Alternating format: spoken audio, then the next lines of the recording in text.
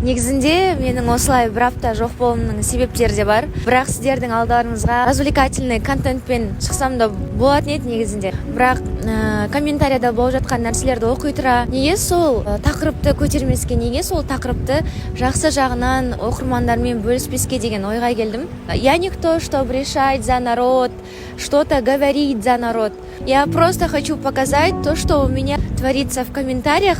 Сол ойымды осы материалға салдым. Менде қорқыныш болды енді, халық қайтан түсінбей қала ма деген сияқты. Но я хочу попробовать, я сняла этот ролик, қазір сіздермен бөлісейін деп отырмын.